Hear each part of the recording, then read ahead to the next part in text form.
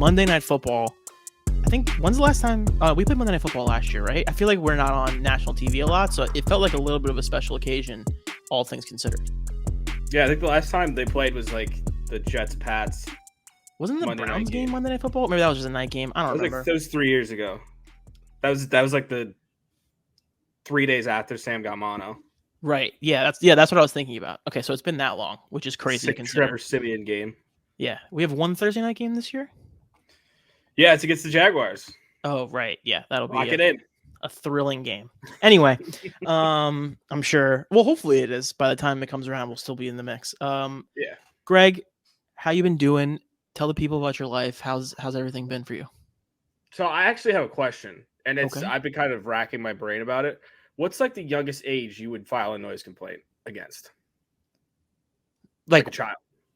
Like how old does the person have to be for me to file a noise complaint against them? Like what's the youngest? Like 7? 5. Okay, 7.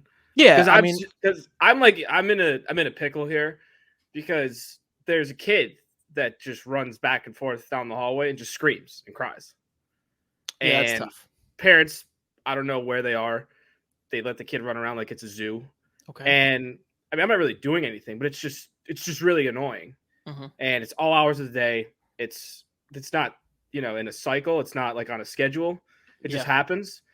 And it's more than 5 times a day. So I've been seriously racking my brain of filing a noise complaint, not against the family or unit, but specifically against this child. Specifically against the child. Yeah, I think that's a good idea. You really teach them a lesson. Does it go on his permanent record? Remember that used to be a thing when we were kids? Like, it goes on your permanent record. Or juvie. Juvie was like the big, like, oh, you're going to go to juvie. Yeah, listen, I don't think we can threaten the kid with juvie for running up and down the hall, but permanent record might scare him a little bit. I don't think he knows what that is. But like today. Fear is good. Yeah, well, I think my dog struck the fear of God in him. There you go. We were walking in. I was walking in the front door with the dog, and he was there at the same time, and he tried to oh, dog, and my dog whipped its head around, and the kid just like, oh. So you have a very unfriendly dog. That's what you're saying. No, he's a friendly dog. He's just a big dog. Right. Sounds like he's really scaring this kid for no reason. I mean, at the same time, he's earned it, so maybe Clay's a little fed up too, and he's just like, how do we take care of this kid? You can either have the dog, which could go a bunch of different ways, or I could file a noise complaint against the 5-year-old. Interesting. Well, keep us updated on that. It sounds like you've had a lot of issues historically with your apartment and noise and stuff. So that's a tough break. I feel like I haven't had any issues basically since I've lived in 2 different apartments now. I've only had like 1 or 2 instances, but it's tough because it's the kid and the kids are going to make noise. You can't do anything about it. But at some point, someone's got to step in and like lock it in. I mean, historically, like the last time that I got a noise complaint was during the Celtics-Bucks series. Yeah, because you're screaming in your apartment by yourself. It's so weird. It was a Jalen and 1, and I got very excited. And the weirdest thing you do. The guy next to me, coward move, just slid a note underneath my door.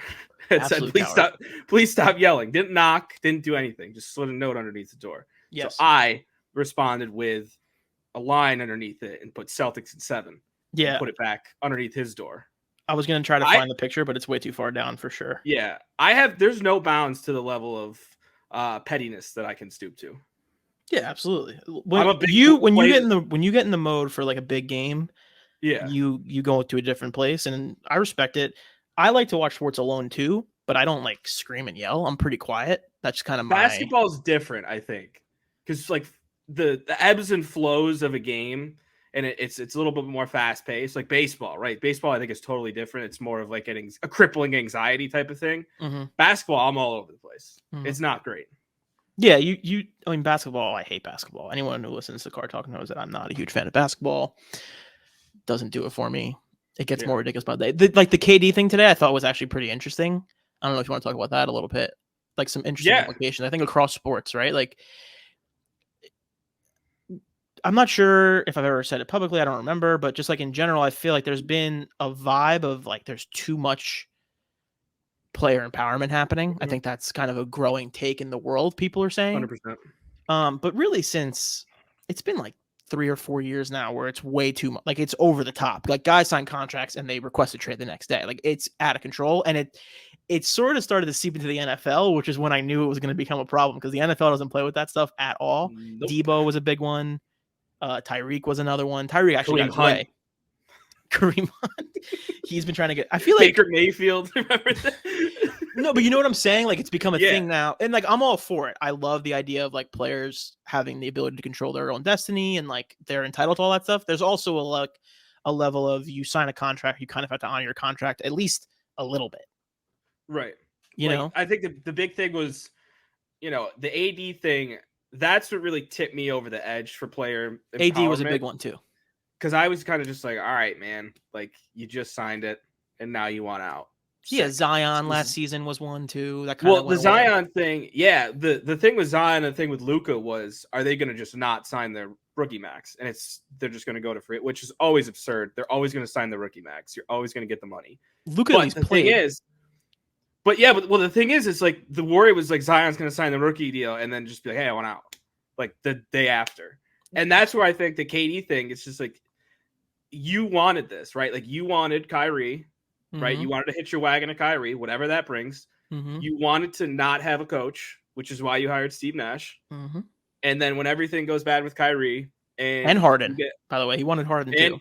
Big push for Harden, and you get absolutely just bludgeoned in the first round, and your coach gets ran circles around by the Celtics, and everything goes to shit. Then you want out, but then you sign an extension, and then you want out. Yeah, like you know what you're getting into, right? It's not one of those things where it's like, when they know what they're getting into is when I lose a lot of interest. Like he decided to go with Kyrie, he decided to go with Harden. You know who those guys are. You can't get upset after the fact. It's very strange, but I did respect the Nets owner. I always forget his name. Joe Tsai. Yes, Joe Tsai. I really respect how much he doesn't care, and I thought the leak they did, I think it was 2 weeks ago, or like the quote he gave out like 2 weeks ago where he was like, yeah, no, I expect him to be there, was like basically his energy. Yeah. And at that point it was pretty much done, because if the Nets aren't going to get a trade they want, what is KD going to do? Just like throw away the last couple years of his prime? Not going to do that. He's going to play. For a guy who's talked about how much he loves playing basketball, he's not going to retire. Exactly. And the funniest thing was the Celtics stuffs were clear leaks from the Nets to try to get a better offer from another team. I think there was a lot of leaks. I think more than you're willing to admit, the Celtics would definitely do that trade, but that's okay. I think like obviously you're including Jalen if a deal is going down. I personally won't do it, but Jalen's probably the best guy that you could get, right? Like, because you can't get Bam because of the he's for sure the best player available. Exactly. So you throw that name out there and you go, oh, okay, like they're offering Jalen. So then you kind of get. The Celtics would have done that, but that's a different conversation for a different day. Well, it's kind of like the NFL, right? Like, remember when Jamal Adams got pissed? He's like, you wouldn't call on Brady or Aaron Donald. It's like, you 100% call on those guys. You get the phone, you get laughed off the phone, but you still call. Everyone calls for everyone. Exactly. And that's what I think happened with the Celtics and the Net. Now, if the talks went a little deeper and there was like actual conversations about we would trade Jalen and X player and picks for KD, maybe. But if that was just like, hey, here's an offer, like not a formal offer, but one of those things was like, what do you think about? And then the Nets leak it as an offer. I would bet, not to go in too deep of a rabbit hole, I would bet there were more leaks from KD than there were from the Nets in terms of like potential trade options. It also depends too, because like Woj is a Sean Marks guy. See, I don't know how that stuff works, so I don't know who was leaking what when, so I'm not sure about that. I'm much better about that with the NFL. It was very clearly a Woj is a Sean Marks. Got it. So then I take it back. So then that's we're doing a ton of leaking, and I'm sure they were, but whatever. But we all ended up in the same place. Everyone's staying in the same spot. Yeah, as it should be. KD should honor his contract. I'm pumped. Big basketball guy pumped. Yeah, huge basketball guy. No, it's more of just like I always get upset now with the way sports are going, and I understand this is a money-making endeavor. People are trying to make as much money as possible for themselves. They are signing billion-dollar rights deals. I think I saw, we were talking today, Tyler said the Big Ten football rights deal was higher than the NHL rights deal. Yeah, it's absurd. So it's billions and billions and billions of dollars. So I understand that money is a big factor in all of this. I would like to go back to a place where it was more about the sport and more about the team and all of that stuff. And that sounds like a stupid old guy take, but it's a real thing. College sports, especially, it's happening. Part of the reason, to get back to the Jets, part of the reason why I love Saleh so much is he is like one of those guys. He's a football coach. He loves football. It seems like the team actually cares about winning, and it's not so much the me guys, which we've had some experience with in recent years. Well, that's something that we've talked about, I think, in the past too, and I don't think it goes across. I think mainly basketball and football is there's really the amount of people who are actually interested in the on-court, on-field product doesn't feel as big as the people that care about trade rumors and the draft and all the other stuff. Exactly. So it's like, like the whole thing with the Rams, right? I think that was when it really kind of you're one side or the other, where they're just trading a bunch of draft picks, and you get all the people being like, "Well, the equation of this, like this player could." It's like, who gives a shit? Like they won a Super Bowl, right? Like McVay and Snead are fine. That's the whole, and that's my whole thing. Like if you know, I can turn this player into Odell Beckham Jr., Von Miller, Matthew Stafford, Jalen Ramsey. I could care less about 2027.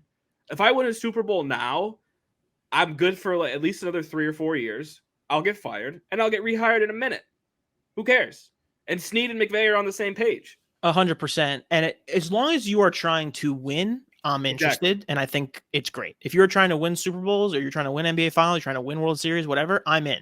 Like if you see what the Orioles do, I'm a big fan of what the Orioles do. The Angels, not so much. You know what I mean? So like that's like kind of the energy that I always find myself gravitating to. And in a world where sports has become more and more about money, I yearn for the time of caring about sports and caring about winning. And you also feel like we talk about it, like it's not as interesting anymore. Sports are like a little bit less interesting because it's very clear what's going on. And the drama, like you were saying, is a little bit too much. It's too much social. It's too much Twitter and guys talking to the media to each other. Like it's just too much. And I think, you and I with, the circles that we're in, the more we know about stuff, it takes like, I yearn to go back to some of the times where I'm like 12 and I'm just like, I want to stay up and watch basketball from 7 to like 1 a.m. And all I care about is what's happening. And then I want to go back and watch the highlights afterwards. But now I'm like, if the Celtics aren't on, like, I mean, I enjoy the NBA, but like the Jets, like, unless it's like Sunday Night Football or Monday night or a primetime game, I'm not throwing on a random 1 o'clock game. Like we had this conversation. I've never watched Red Zone because I don't care. I hadn't watched Red Zone. Last year was the first year I ever watched Red Zone, like for a whole day. Yeah, I only watched the Jets on the 1 o'clock, and then whoever's the 4 o'clock game is, I'll watch that, and then I'll watch Sunday Night Football. So I'm just interested in that. Yeah, and one of the best parts about you is that you are very smart about football, and where I've been trying to lean more into like understanding football, understanding the business of football, the scouting stuff, all of that is very, very interesting to me. And it's kind of why I want to do this show. Things I want to talk about here more is like just the sports stuff. I love the sports stuff, and we love to joke around. We're going to keep joking around, whatever. But on some level, I like to go back to the football, which is why I will now transition us over to the Falcons game. You like that?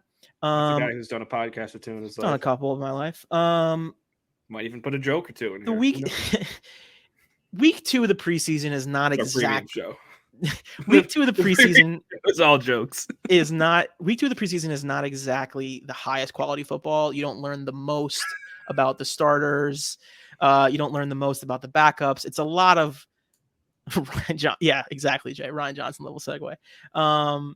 You don't learn a whole lot about what the team is really going to be. No. And I think that was a big thing for us. I think we were missing 17 of 22 starters to start the game. Yeah. So part of me, when I'm trying to think about how I really feel about this team, how I feel about the offense, you really can't learn a whole lot about the offense. Brees didn't look great, but it's like 2 carries, whatever. The main takeaway I had was 2 things. The backup DBs are a problem. There's a real issue with the backup DBs. I think you might disagree with that, but they are trouble. They got torched all day, all game long. And Chris Streveler is the best quarterback we've ever had. Those are my 2 main thoughts. I was really excited to watch that guy. I hope he makes the team. Later, we're going to talk about Zach a little bit. We're going to talk about the roster in general. So we'll get into that, in the weeds on that. But where are you on the defense? The DBs specifically, I think is a position of worry, I would say. And just the quarterbacks in general, Mike White, Chris Streveler, we talk about it a little bit too.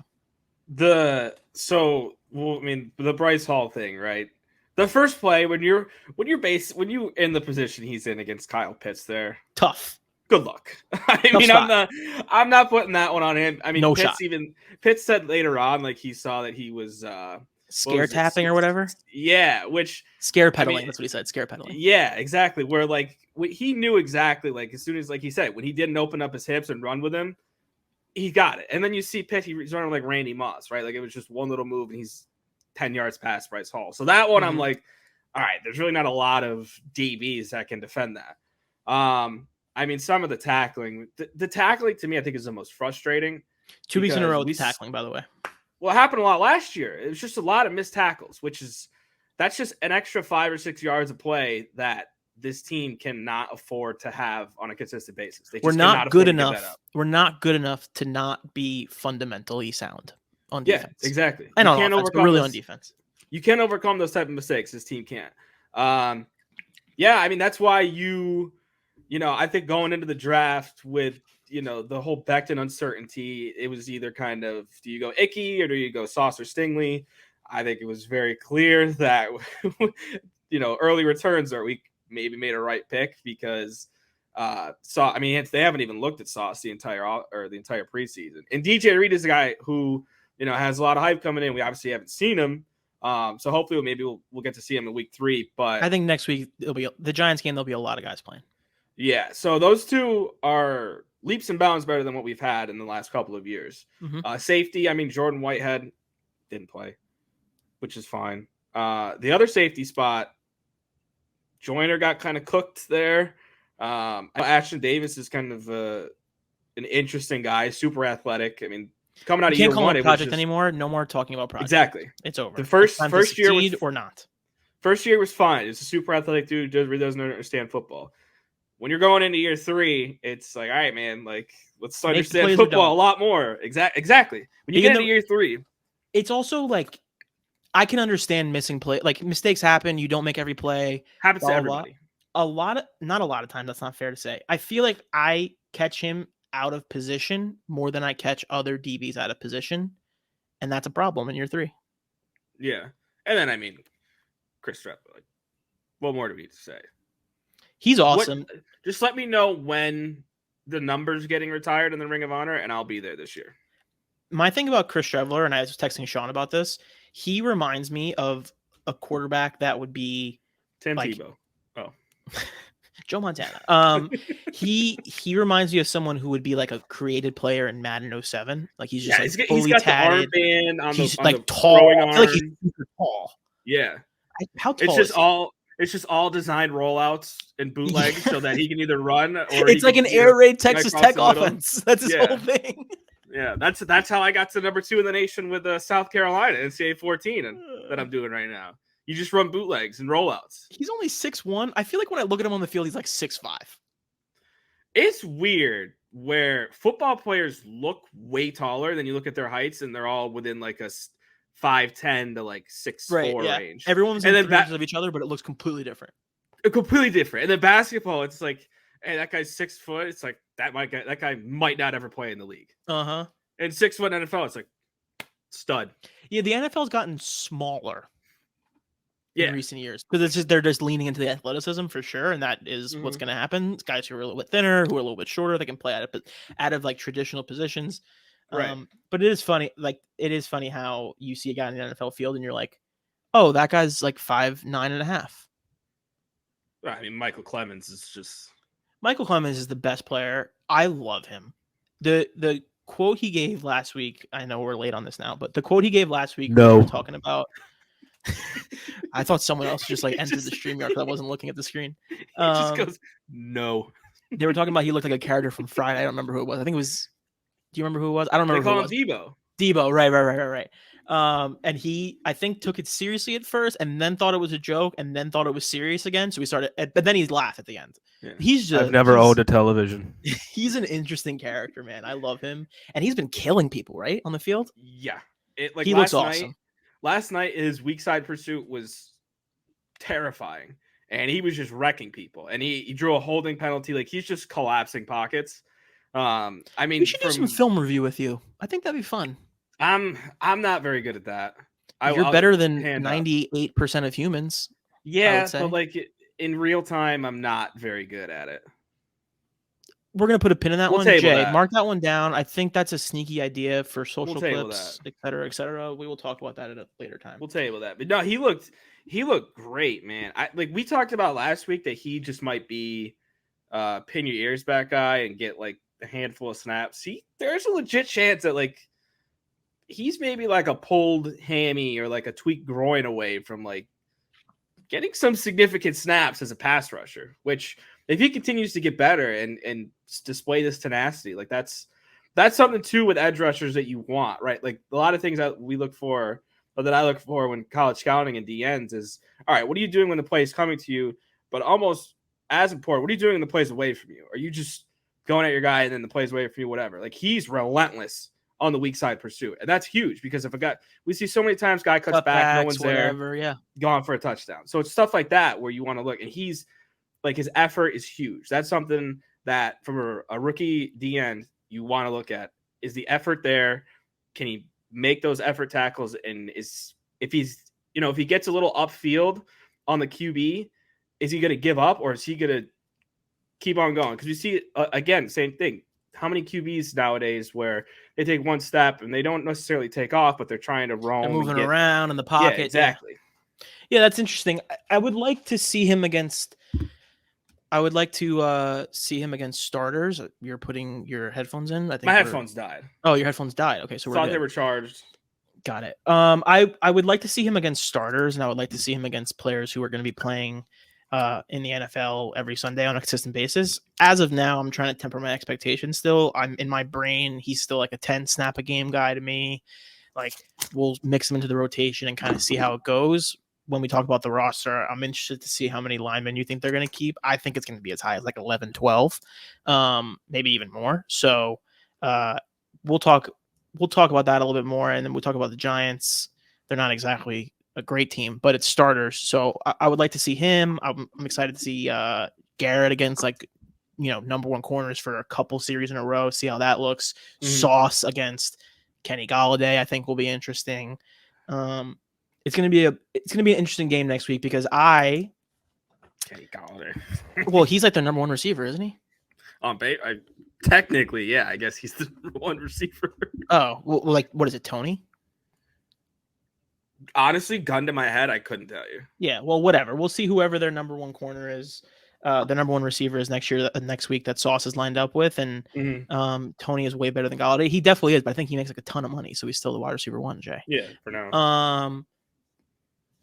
Yeah, so the starters will be good, and I'm just excited to get into real games that matter because the slog of a 10:30 Monday night in the rain, fourth stringers just doesn't do it for me. I'm just going to be honest. No, Mike White throwing 4-yard outs and Mike White was the last thing I wanted to talk about. Done. See ya. Goodbye. It was fun. It would appear to me that the team really wants him to be on the team. They really like him. They keep playing him. They hype him up. He had the hot run last year, whatever. He had a hot game last year. I disagree with that, but it doesn't matter. The amount of snaps he's getting to the production we've seen so far is really unfortunate. And it makes me wonder if they are going to go with someone like Streveler. I don't think they will. I still think they take Mike because he knows the offense and he's been around and all that stuff. So I would think they're going to go with Mike, but it's unfortunate.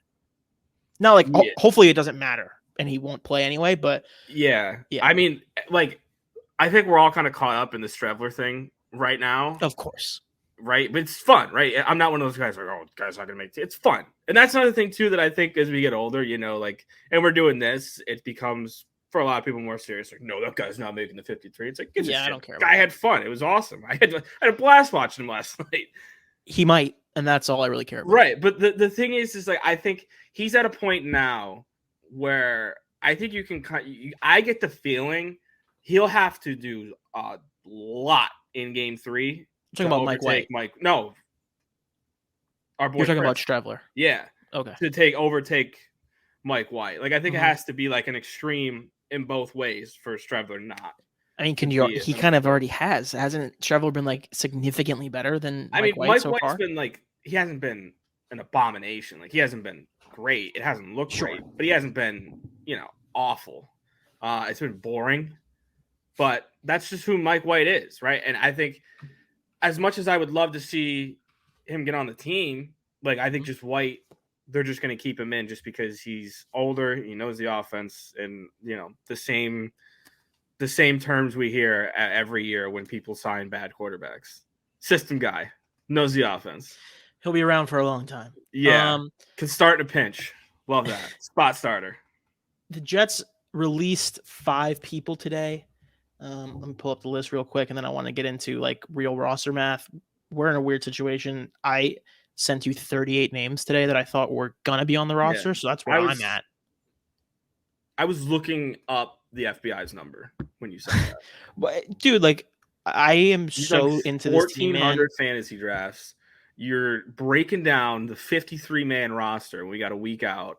When's the last time you've gotten fresh air? Me? Yeah. 6 to 8 months ago. Fair.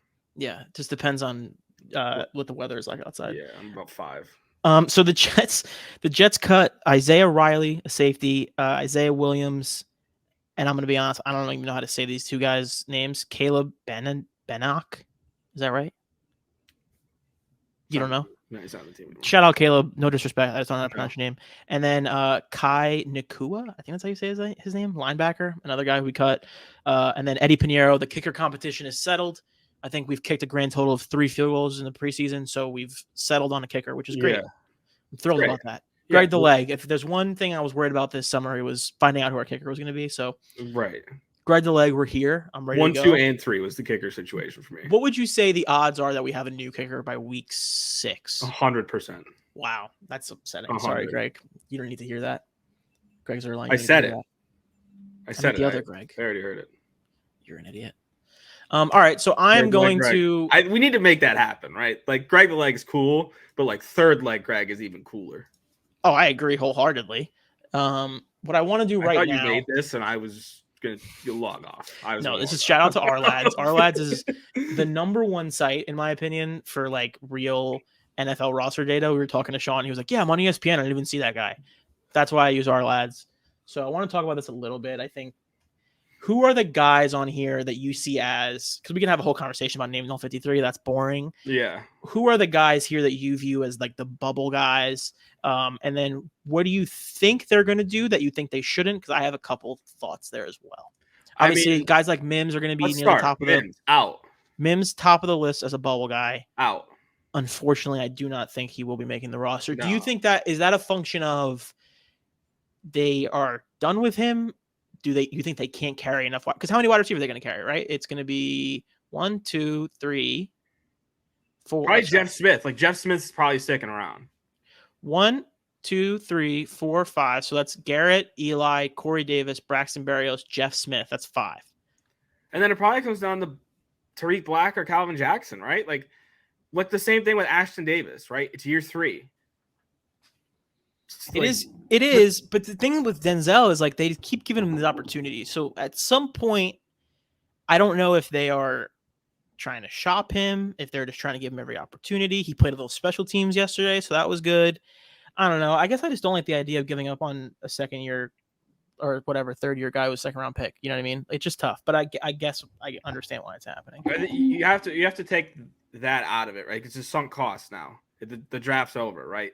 Yeah, you're not wrong. He's either a good player and he can contribute, or he's not. And that's the kind of thing too. Like when it comes to this time, like Denzel Mims has the name recognition, right? Name recognition and capital attached to his name, like the draft capital, right? But like at this point, if where he's at on the roster, so wide receiver 5 or 6 or whatever, however you want to cut it, it comes down to who showed you the most, right? I think that's where we're at right now.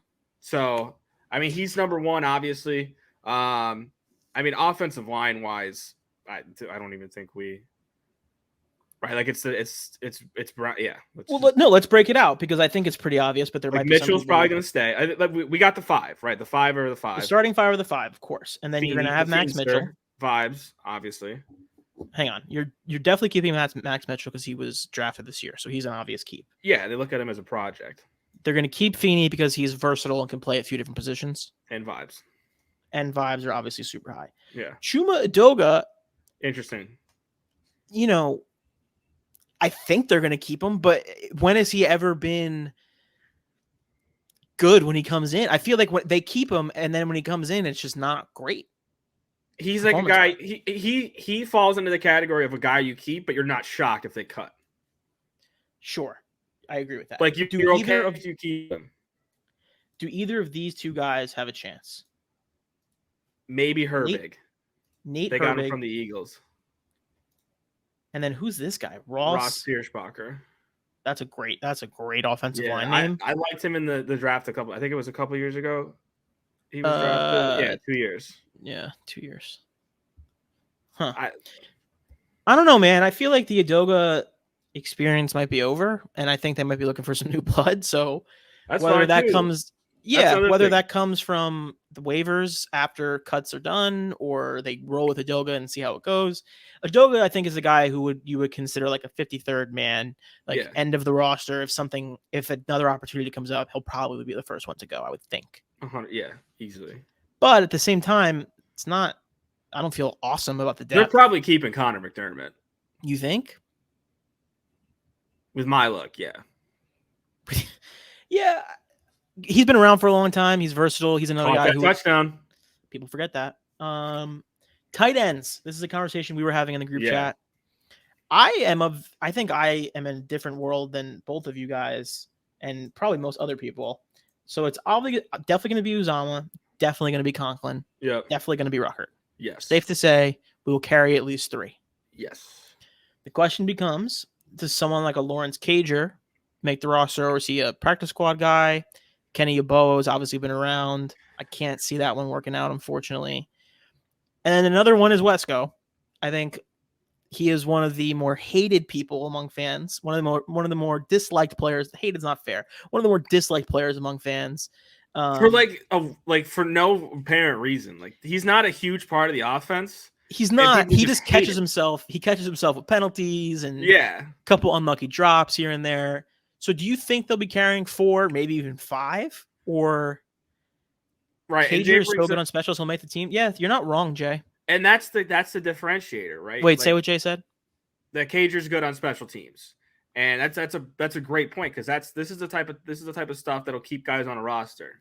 Now I'm with you. I'm in a weird spot. So like what I would do, I would keep Cager, and I think Yeboah is gone. I think it was a fun pipe dream last summer. Cool down. Nothing wrong with trying it. No. And I think I would keep Cager, and I would get rid of Wesco. But what I think they'll do is they'll put Cager on the practice squad, and they'll use Wesco as that kind of, like Sean brought up last night, an H-back type, where you can just kind of move them all around and be a piece like that. Which I think both are fine options.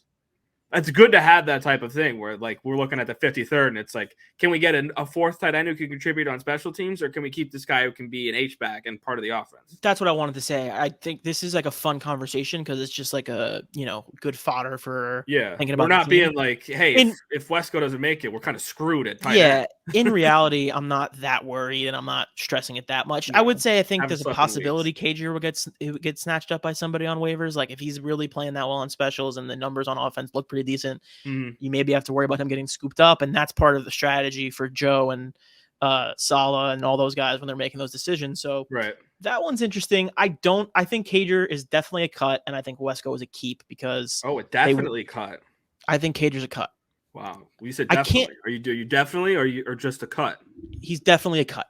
Wow, I can't see a scenario where they're carrying a 4th tight end who's really like a flex wide receiver tight end, plays some specials, but they're really worried about blocking. I think when it comes down to this, like they need guys who can block. They need H-backs, like you're saying. So someone like a Wesco or Nick Bawden, who I honestly forgot was even still on the team. Low key, a really good Madden player. I understand. I've heard he's a very good Madden player, and he's also good on the game. What? I'm throwing passes to Nick Bawden. He probably had like 300 receiving yards last year for me. I don't even know what kind of offense you're running, where you're running fullback passing plays, but that's fine. Listen, I think keep the defense on their toes. That's the kind of offense I'm running. Won the Super Bowl 14-3. Wow, fascinating. Were you playing on like rookie mode, or what were you doing? No, I was. Don't lie and say all Madden. I was playing against my dog. Just gave him a second controller. Guy's on discipline, a lot of penalties, but 14-3. Quarterbacks. This one I think we've talked about a little bit, and it's pretty cut and dry. Zach, Joe, and then either it'll be one of White or Streveler. Yeah. I would guess they're more likely to keep Mike and then try to sneak Streveler onto the practice squad in case of a situation where he's needed. Yep. But I also think we had pretty good success last year with Josh Johnson. Like, there's guys available. If it really comes down to it and you need to figure it out, you can do that. Yeah. Running back is another interesting one where I think there's bubble guys. Brees, obviously. Carter, obviously. After that, there's 4 guys here who I think have equal chances of making the team in a weird way. I'm just not sure which it's just a matter of which direction they want to go. Coleman is an SF guy, right? Like, MLF just loves that guy, or like had his. Yeah, I think he stays around. I would rank him 4th on this list of 4. Well, yeah, I think last year what caught people by surprise, because a lot of people, not myself, thought he was dead and he just wouldn't be able to contribute at all. And he actually contributed a fair amount for a guy who was pretty decent. Yeah, for sure. So I think, it's so weird because I think like we don't need this for every position, but a guy who's a veteran presence and, the yada. Yeah, you don't have to overdo it on that part. But there is a level of LaFleur knows him. He knows how to run this offense. He's had success in it before. And there's value in having those guys who you can bring him in on 2nd and 9 and he's going to get 4 instead of 3rd and man. Like, those are the kind of guys who stick around in the NFL. And Coleman's that kind of guy. So if they keep would you think they'll keep 4? I think they'll keep 4. Yeah. I think they'll keep 4. And the question is, I think Ty Johnson has no shot. Unfortunately, no. I happen to like Ty Johnson a lot. I think he's a really versatile guy. Too many drops, doesn't really contribute in the pass blocking, which are 2 of the biggest things. Yeah, so I think, and unfortunately for him, Zonovan Knight has been awesome, and P. Ryan has been great in the preseason. He has that foot injury last year he's coming back from. So the real conversation is P. Ryan versus Knight. I think the front office really likes P. Ryan. That seems clear to me. But Zonovan Knight's impressed. He's been awesome. He's been great on specials. It legit might come down to the last preseason game. I think so. I think it might. Like, that's one of those ones where they're going to give a good amount of reps probably in the, however long the starters play. And most of the reps are going to go to those 3 guys. And it's who makes the most out of it. And that could determine who makes the team. Who would you like to see more? Zonovan. Me too. I really like P. Ryan a lot, but I really like Zonovan. I was never a big fan of P. Ryan. I wasn't a big fan either, but I've been pumped with how he's been running this summer. Yeah. To me, like, just a really slow, doesn't really add much to the offense type of guy. Yeah, you think maybe he doesn't fit with like kind of what we're doing. Yeah, and like, I don't know. And that's a big piece of this. Let me pause you for 1 second. That's a really, really, really big piece of this. When you're talking about skill positions on offense, wide receivers, running backs, even on defense too, same thing. The scheme that we're running becomes such a big part of it at the back end of the roster. And if you know the NFL, if you know rosters, you understand all this stuff. But for other people, the Michael P. Ryan might seem like a more intriguing prospect than Zonovan Knight, like on its face. But what Zonovan Knight brings to the offense in a scenario where he's playing in that run block, in that zone run, plus the special teams kind of puts him over the top, I think. Do you agree or no? Yeah. Yeah. So I think that's gone to my head. I picked Zonovan Knight. I would as well.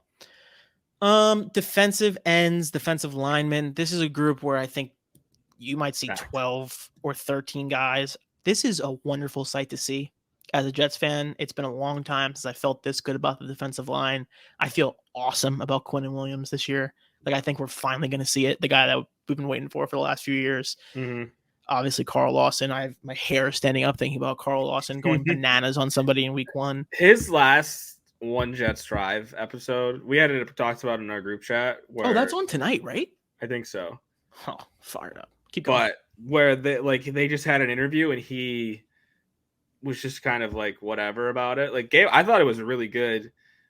Probably the best speech we've had in a while from a player, where he was just him talking about like how badly he wants to be back and everything. Well, that, and it was just like, look, I don't know if I'm going to succeed or not. He's like, at least I can say I tried and I did all this stuff, which I thought was like, he's also just a psychopath that I love. Just wants to like. I'm so glad they're playing him next week because he legit might just rip Lamar Jackson in two if he didn't. Like, there's a real chance that like Lamar Jackson's like lower half is on like the 25 and his upper half is back at like the 12. Where do you spot the ball? You're not wrong. I'm excited. Give it to me, Gene Steratore. Can we get him on it and and ask. You think we can get Gene on? That? Yeah. Tweet Gene, everyone, if you want to have Gene on the podcast. Or just tweet him the question. If a player's the bottom half of his body, is it just where the ball is? Well, it's forward progress. Right. So then, like, what if he gets hit from behind?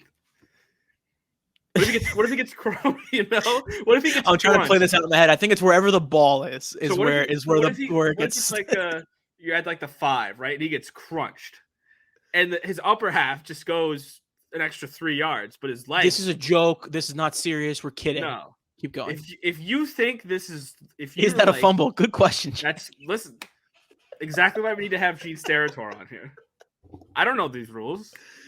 Oh man! If you think this is serious, I know, but you just gotta be careful. Like, it's obviously all in good fun. We're joking around. I need to clarify that I don't want to see Lamar Jackson get chopped in half in a football game. Well, listen, if people actually knew you for who you were and how you actually speak, they might want a clarification on that. But just the guy who loves watching people get chopped in half. All right, let's get back to the roster math. Jacob Martin, yes. Solomon Thomas.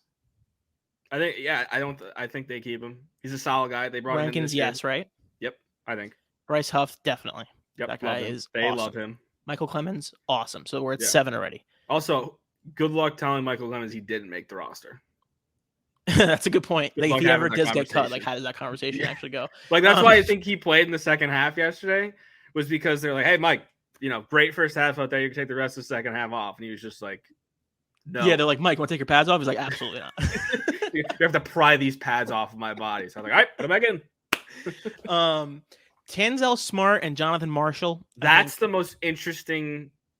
And Shepard's a part of that conversation as well, I think. Because I don't know. I think he might be outside looking in. I haven't heard a lot from him this summer.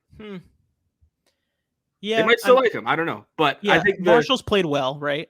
Marshall and Smart. Like, Marshall had a really good game last night. And Smart's been really good all summer. So that's another one where I think it might come down to the last game of the preseason to see who sticks on. Or they both might make it. I don't know. But I think that's going to be one of the more interesting ones to watch in the third preseason game. All right. Mark him down as a bubble guy, too. That's a bubble thing to watch. Vinny Curry? Question mark? I think that's it. We're flying too close to the sun there with you here. But how is that possible? Because if you're saying they kept 10 they had 10 last year at the end of the year, right? Yeah. You would think they're going to have more this year. Doesn't Vinny Curry seem like a guy who was going to be kept all along? Because he's not really playing. He didn't play in a whole year. You want to talk about a veteran presence? Yeah, you love yourself some Vinny Curry. I love me some Vinny Curry. That's my guy. So, to me, it just kind of seems like a guy who's just knew he was going to make the roster. Just kind of hanging out. But yeah, so Nathan Shepard, you think no shot, huh? Well, not no shot. I wouldn't say no shot, but I think he's on the outside looking in, right? Like, who are you? I would think so. I can't think of somebody, but the only reason I would say it is, I value continuity, and he's been around for a while. Yeah, but we'll see. When we're talking like third level of the defensive line, 10. I really think we need 5-10 snaps a game. Continuity there. Yeah, you kind of do because you have these guys who've never been on the team before. But I understand what you're saying, and I probably lean that he's not going to make it. Bradley Anae, is that how you say his name? Yeah, big fan. I liked him coming out of college. I feel like he has no shot. No, but he had a good game last night. But yeah, I'm with you. No, I don't think he's outside looking in. It's just too stacked of a room. Yeah, and there's still 2 weeks left. Like, who knows what can happen? But injuries, all that shit. It does feel great to be like, man, I don't know. Maybe we should keep this guy who's the 7th defensive or 9th defensive end we have on the roster. You know what I mean? That's nice to have. Guy kind of popped. Linebackers, Quincy, CJ, Quan, I would say are 100%. I love Sherwood and Nazruddin are locks. Marcel Harris, I don't know. Doesn't feel like he has that much of a shot. Yeah. Delshon Phillips and DQ Thomas, I don't think have a chance. Outside looking in. For sure, unfortunately. Corners. Corner is interesting because I think they're going to keep all of these guys. Almost all of these guys. What? They kind of have to, right? Like, they don't have... I think so. You got to carry 6, right? Right, so you're going to go Sauce, Reed, Carter, Eccles, Justin Hardy because of his special teams, Bryce Hall. They might sign another one. Listen, it might be one of those... Yeah, I mean, Wild Goose, I said it last night, too cool of a name to get cut, so I'm going to be sad when that happens. Yeah. But I mean, I'd purchase a Wild Goose jersey tomorrow if he was. Oh, absolutely. There's no questions. I might do that it. Guy makes regardless. He might lead the league in jersey sales. For me, one bank account. I'm literally poor. I'm at a Kmart right now. They don't even exist anymore. That's why I'm recording this podcast, because I bought all the Wild Goose jerseys. Sauce, DJ, Michael Carter. Sauce, DJ, I'm going to keep you on target if it kills me. Sauce, DJ, Michael Carter, Bryce Hall, Eccles. That's 5. Hardy. Guidry 6. They got to keep Hardy for special teams. Hardy, great. Guidry 7. I wouldn't even put Hardy as like a corner. Like, he's kind of like that Matthew Slater type, where like he's technically a wide receiver. That's fair. But he's not going to get any real snaps. Yeah, he's really a special teams player more than anything. Yeah, understandable. All right, so let's keep an eye on this. I think the next couple of weeks will be interesting. Next week, for sure. Safety's kind of interesting. Like, who makes – because I think they really like Pinnock. And I think Will Parks has had a good preseason in camp. Like, I know we talked about Ashton Davis, but, like, what do they do at safety? Like, are they gonna go? Oh, I totally skipped over safety. Sorry. 4? I think no. Well, that's why I think Davis makes the team. They'll go 5. So Whitehead, Joyner, Parks, Pinnock, and Davis. I think so. Right. I guess you could argue Tony Adams and Ashton Davis are fighting for a spot right now. You know, it's funny. We probably have like 64 people on the 53-man roster after this exercise. Yeah, well, we probably should have kept count, but it's tough. It's a tough situation. And I think it speaks to like how improved this team is. And like, of course, I have my issues with the secondary and I have my issues with how those guys have looked, but I would prefer that to be the situation. I'd prefer to be talking about guys like Zonovan Knight and, Jonathan Marshall at the back of the thing than the guys in recent years. It's gotten pretty ugly. So then those guys having like legitimate. This guy has a chance to like start 4 games this year. Like that's what we've been in like the past couple of years. Yeah, absolutely. So much better situation than years past. I'm happy about that. I think the big question, and this came from @EdCollects, ed.collects. Shout out to Ed. Shout out Ed. He said, what do you want to see from Zach Wilson and the team this year? Personally, I just want games to be competitive, and I want to see growth and maturity from Zach. Wins will come. So let's change that question up a little bit. Mm-hmm. How do you quantify success for Zach? This is something that I struggle with all the time. How do you say this is successful, this is not? And then what else do you need to see to make it feel like it's been a good year? I think we talked about it a little bit last week, but specifically with Zach, what do you need to see to make you feel good? I think for me, the competitive games thing, I think is too broad of a term because there's so many different variables that happen in an NFL game that are outside of the QB's control that might lead them to be out of it. I would kind of tweak that and say, you want them to be the reason they're in a game, right? Like defense is just having a bad day and Zach's just keeping them in it, keeping them in the mix. Keep them in the game. That's a real thing. It doesn't have to be every game, but you want to see glimpses that like, all right, like nothing's going right. Running game's not working. Everyone's getting beat on defense. You want to be able to be like, hey, Zach, go win us a ball game, dude. Because we saw that last year against the Titans, right? Like you want to see some more stuff like those type of games going forward. I think, like I said, it doesn't need to be every game, but a higher clip. Don't give the game away. Yeah, I mean, like bare minimum, it's kind of like those, and I hate to say it because it sounds demeaning, but it's not like how they treated Sanchez, right? Like you don't need to necessarily go out and win us the game, just don't lose us the game. I think that's the bare minimum for him. Like I think, and I do, the quarterback timeline things are so weird now because I think. I mean, maybe a couple years. I think the Luck and Wilson things really kind of skewed, and it also could just be the talent level coming into the NFL. But like, I think it's you're saying that Andrew Luck, Russell Wilson, Joe Burrow, those kinds of guys who have pretty much instant success messes up the timelines for everybody else. That's absolutely true, right? And we kind of get caught up in it too. Like you in the group, you guys in the group chat are like, listen, put up or shut up for a second. You at the end of this, but yeah, like. So for me, I'm back to the original question. So I want him to be the reason they're competitive in most games or in some games. And then you want to see him, have a good mix of what it was last year. Like I think we saw from Zach early on he was trying to hit every single big play like he was still at BYU. and it was like he just could not take the things that were in front of him, and just would not. And then after seeing how Flacco and Mike White kind of ran the offense, he kind of got into a better rhythm in the back half of the year of taking things that were there. The Tampa game I think was probably his best game, just at like showing his arm strength, but not having to throw the ball 70 yards in the air to show it. So that was really encouraging. And then I'd like to see him use, I mean, probably not now, which because of the knee injury, but like you'd want to see him be more mobile. But at this point, I mean, that's kind of, you take what you get with him and just hope he's not hurt.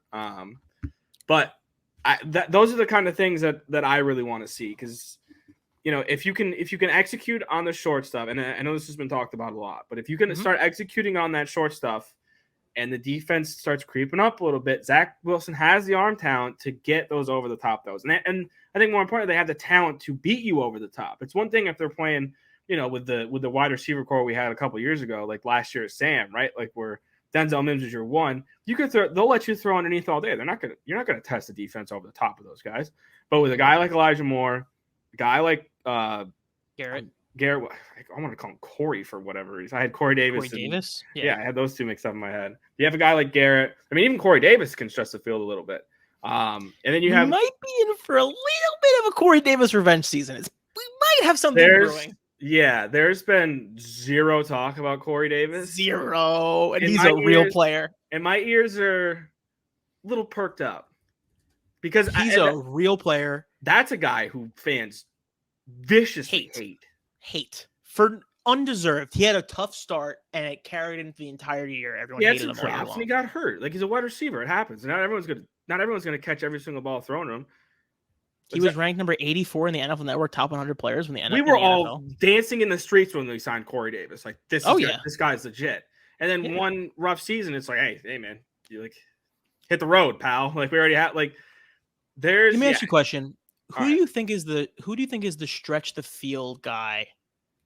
Probably Elijah in the offense. Do you think it's a lot? So what do you see as Corey's role? I think he's just a tier below, but they like him in the block. They like him for run blocking. That was a big thing when they signed him, was he's a very good run blocker. Tough to get fired up about a wide receiver because they're a good run blocker. I know, right? Like, it's, you want to see the guy catch touchdowns, not, seal the edge on a 4-yard gain. Yeah, exactly. If I got to watch him seal the edge on the Braxton Berrios reverse sweep all year, I'm going to be upset. I'm just going to be honest. Yeah, I get it. But he's kind of that intermediate, but also can stretch the field type. Like, I think the Jets' wide receiver archetypes are all pretty much the same, right? Like, Garrett can stretch the field. Corey can stretch the field. Elijah can. Brax can in certain situations. He's more of like he has plenty of times. Yeah, he's more of kind of like I'm just going to catch it and I'm just going to run past everybody on your defense type of guy, which is another important thing to have on an offense. So I think they all kind of fit, which is, again, like how many years have we been asking for something like this instead of the David Nelson years? Let me follow up on a couple of Zach things brought up there, and I will speak from a place of cautious optimism. Mm-hmm. I am just trying to be realistic. I think you are company line Greg, and anything. What does that mean? Anything the team does is good. No. Anything the player, you love every player. Sorry, I love my team. You exclusively see the positive sides, and when there are like flashing red lights in your face, you completely ignore them. Okay, well, so the Zach thing. Let me finish. All right, I'll let you finish. For you to say that Zach needs to take what he can get and stop trying to make something out of nothing and do too much and blah, blah, blah. The two things we saw from him in the first game was a horrific interception, and just a stupid decision in the preseason to like try to cut a play, like just take it and go down, but he can't do it. So why do you think that's going to change? Like, what has led you to believe that things will change on that front? And also, last week was the joint practices where like the real stuff with the Falcons happened. It was very clear that Joe looked great.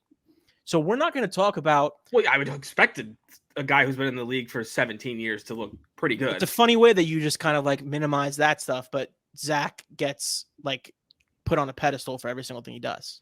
Because first off, I want the thing to work out, right? Same. I'm also realistic about what it is. I also think it's a super small sample size of Zach. Like we had a whole season. We saw a lot of good. We also had a whole season of Sam. We laser focused on the last 3 games. I learned my lesson. I'm not going to do that again. That's what I'm trying to say. I think we saw a lot of good from Zach last year. It doesn't have to all come in his stats. Let's be honest. Okay, stat-wise, yeah, probably not. How much good did we see? I thought we saw a fair amount of good, and it got better towards on a scale of 1 to 10. Where would you rank it? Probably like a 6. Probably like a 6. Fair. I will let you have a 6 on that. Keep going. 6. I think 7 is a little too high. I think 7 is where you're like a 500. Jay's at a 4. 7's like a 500 team. Well, yeah. Jay also named his cat Sam, so whose lines does he really belong to? You named your cat. You named your dog Clay, and then Clay Thompson ripped your throat out in the NBA Finals. That's true. I got your back, Jay. I'm not gonna let him come at you like that. He said 4. I just the thing I want to protect against for myself, and now this is on wax. No matter what happens, we will always know where we stood. 100%. I am extremely concerned. I know you are. Extremely concerned. Yeah. And when I hear when I read that Joe just lights it up on offense, it makes me nervous because it's like, well, then what are we doing? Why are we wasting time? And let me just fully form this thought out, because at the end of it, I'm actually very pro Zach. Why are we wasting our time with this? Why are we? If like me, you think that the team is pretty much a quarterback away from being sneaky interesting, why would you waste your time when you kind of have a feel for what the Zach situation will be? Why are you wasting your time beyond this year? Because if he comes back and we're still throwing interceptions and we're putting balls in the ground and we're doing all that stuff again, are we going to sit him? What if Joe wins the first couple games? Are we going to sit Zach? Is it immediately Zach's job? Does Zach get pulled out of the game when he throws 2 picks and a half? Like, all that stuff is going to become a problem again. It is going to happen this fall. That is what is going to happen. Games will be played. What? Games will be played. Games will be played. And if it doesn't go well, the fans are going to say, why are we still playing this guy? Let's get him out. So ultimately what I'm saying here is I am very pro Zach. I would love for Zach to succeed. I focus on the positive for sure. I am also very aware of the negative, and I see it in front of my face every single day. And I don't understand why Company Line Greg continues to talk about Zach like he's, Trevor Lawrence. I also have to bring it in because both of you are very negative, right? If we're just going to be negative Nancy. That's not true, though. Like, I think if you got into my brain about Zach and heard me talk about Zach, you would know that I'm very pro, and I am a staunch defender of bad quarterback play. I've been doing it for years. Well, so I can do that. We're also making up these weird scenarios, right? Like, we haven't seen this team play a lick of football together. And this is not just a Zach thing, right? This is kind of just a whole. I have another thought about the Stephen A situation that happened we have to talk about, but yeah. I think for me, it's just, look, if Flacco goes 3-0 to start the season, okay, well, let's go with Flacco. Like, if the team's playing that well, then go with. I have no problem with that. What? I have no problem with that. If your team is winning games, right, and Flacco's in a rhythm or whatever, okay, yeah, then keep him in. If you're winning games, I'm not upset. I wouldn't be upset about that. Like, look, I want that to succeed, but like, I think this is a breakthrough. Injuries happen, right? Injuries happen. Interceptions happen. Balls on the ground happen. A lot of things happen. Tom Brady. Ever heard of him? No, but I think we're the fit. Like, there was, because I hear that a lot, right? What if this? What if we do that? We just watched the Falcons just march down our throats with whoever. Like, we're one injury away from starting those guys. So there's a real possibility where we get absolutely dumpstered week 1 against the Ravens. Mm-hmm. Cleveland just runs it all over, runs it right down our throats week 2, right? And then we go to Cincinnati again. Like, those are things, like, we could go either way with this. It's a sneaky tough start. The Zach injury just puts a whole wrench in this, which is super frustrating, I think, for either side, because it opens us up to these type of hypotheticals, which are totally fine. But, like, what if Joe's just mid and they're 1-1? Then what do you do? Some people would take mid over garbage, but that's just me. Yeah, but do we know Zach's garbage this year? We don't. We don't. Exactly. We kind of do, but we don't. Who's we? The people watching the games. Look, I'll end it on this. The ones, like you said it earlier yourself, right? Like year 3, like it's put up or shut up time. I don't understand why that timeline's increased for quarterbacks when it's been, how many games did he play last year? 13. And he was injured. You don't think quarterbacks run faster timelines than everyone else for a reason? I do, but like I don't understand why we're already at this guy's neck when it's been 13 games of a rookie season.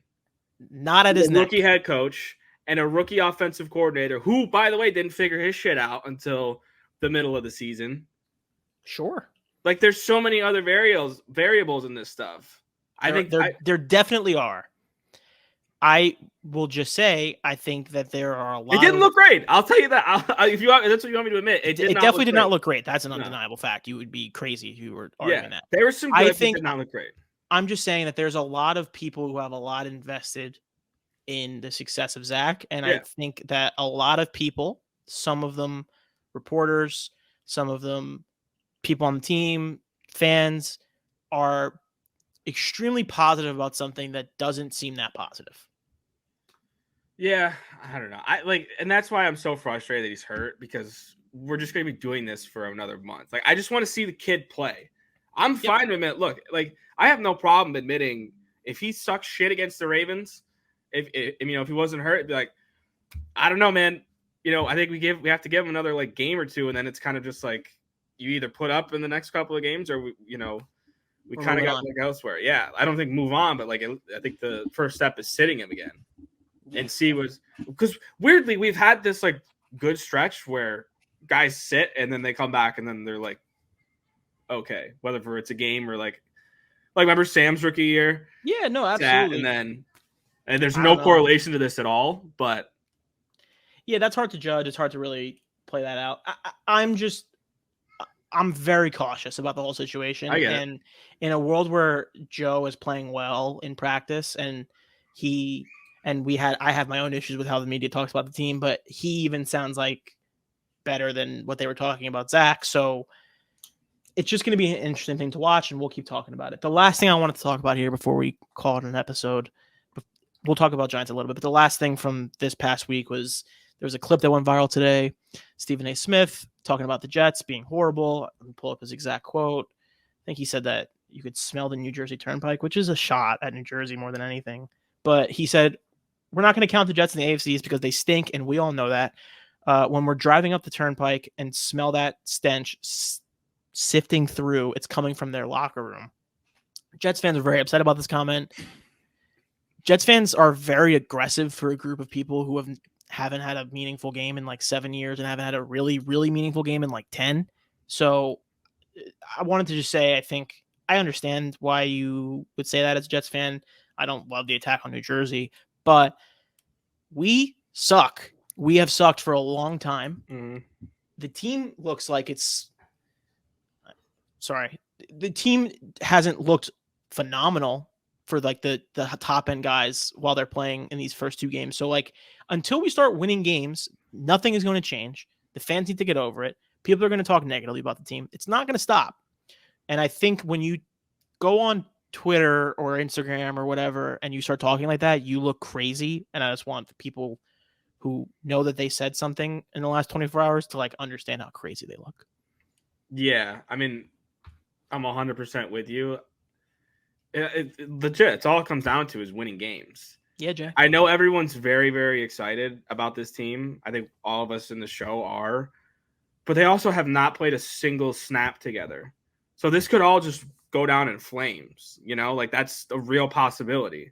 Like there's a potential for a lot of hot air with this coaching staff. Well, just like you said, we were talking about earlier, we don't deserve the benefit of the doubt.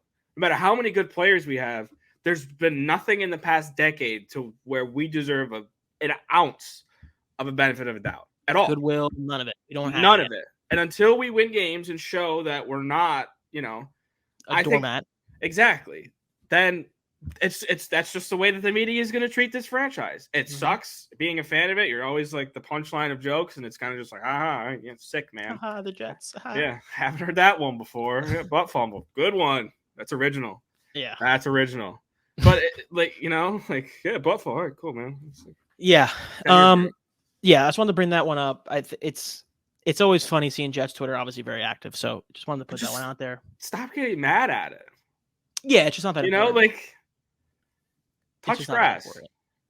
I want to bring Jay in to talk Giants for 5 minutes. Big Giant fan, Jay. Noted Giants fan, Jason Koppel. No, I hate the Giants. When they played the Patriots in Super Bowl, do you root for the Giants or the Patriots? The Giants. I don't really root for anybody. Yeah, Greg doesn't smile. No. Period. No.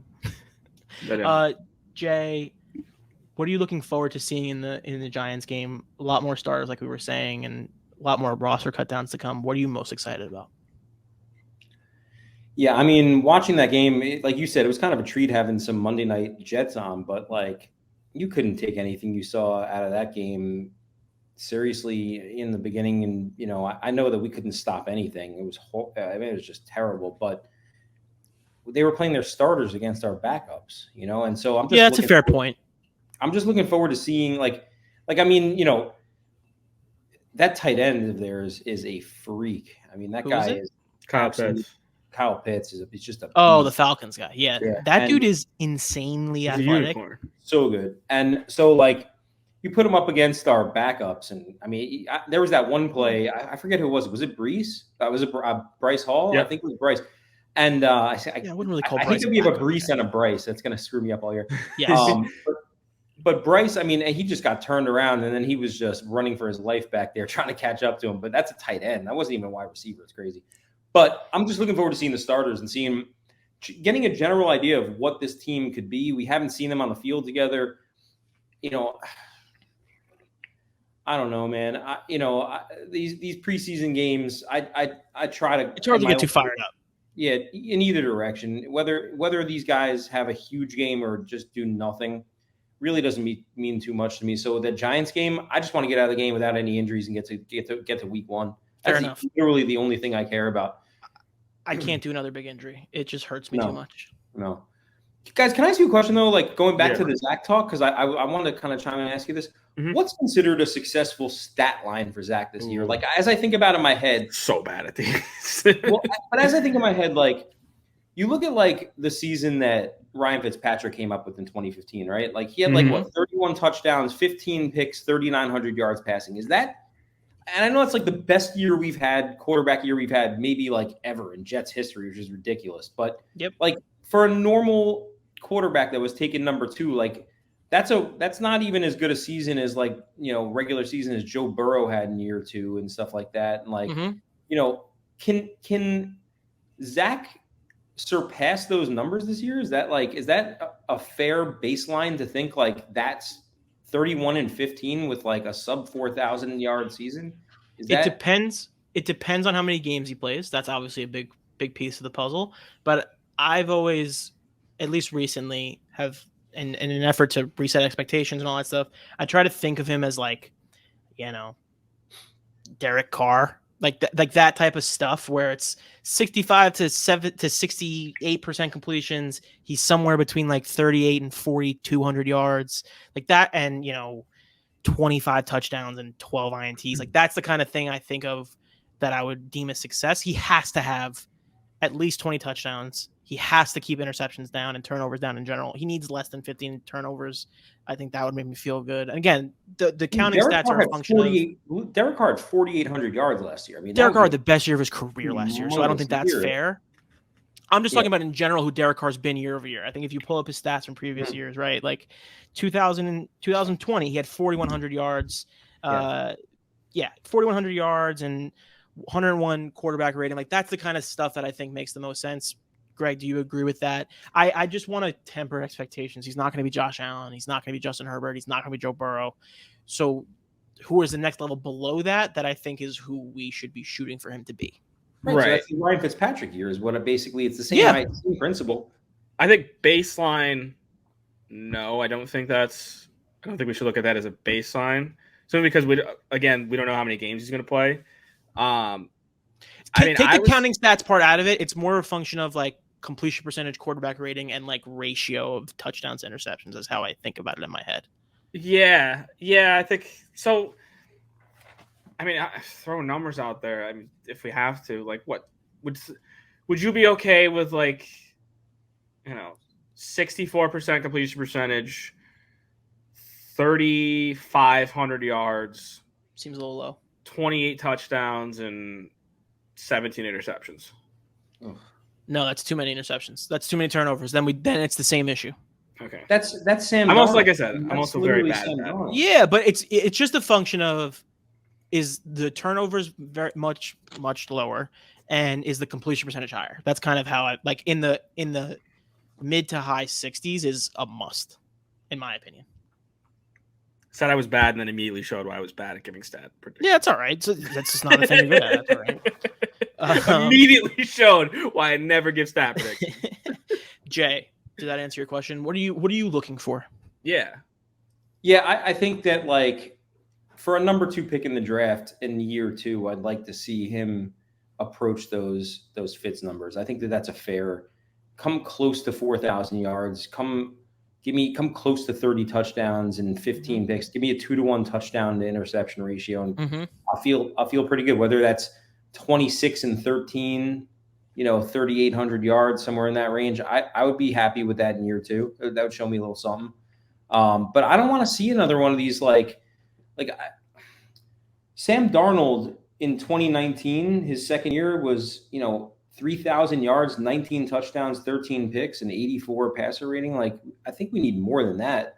Definitely. The worst possible outcome of this season is we're sitting here having the same conversation next year. We can't.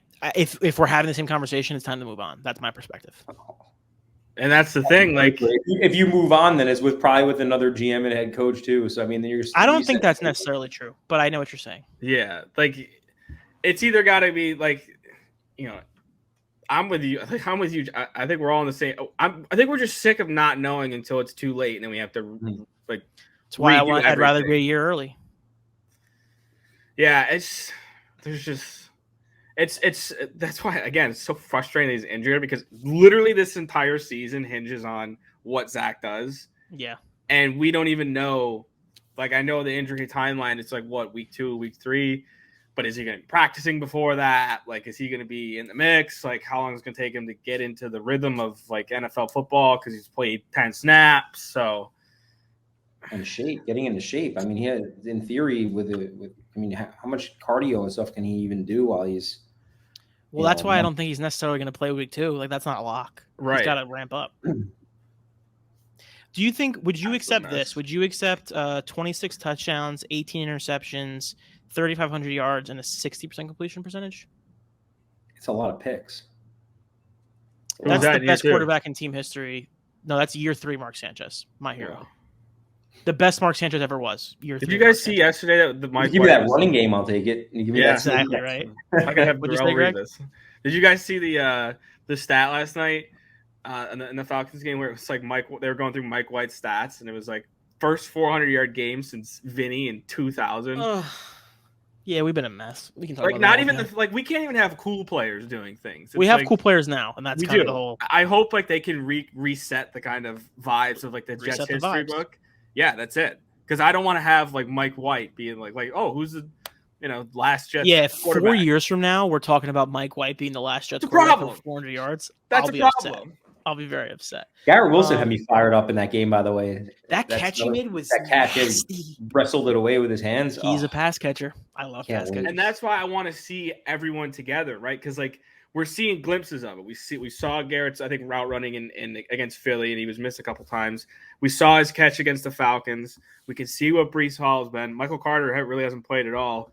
Like, I want to see them with everybody out there, Conklin, Uzama, Breece, the wide receivers, with the offensive line, see what they're going to do. Like, I'm just very excited for that. I can't wait. Yeah, I'm pumped. When we play Saturday or Sunday? Sunday. All right, so we will be back on Monday. Yeah. Let's do a show on Sunday night. We'll do a show Sunday night after the game or whatever. We'll talk about it. We'll figure it out. That works. That was it. Justin Supper episode 2. Thank you for listening. If you made it this far, please leave a comment. Please like, subscribe. I'm trying to grow this show. Appreciate any support at all. Thank you, Jay, for producing. Thank you, Greg, for joining me. Shout out to Jay, the GOAT. Worked a full day of work today off his promotion, and he's here now, so I appreciate him for that. And that's it. Thank you, everybody. Peace.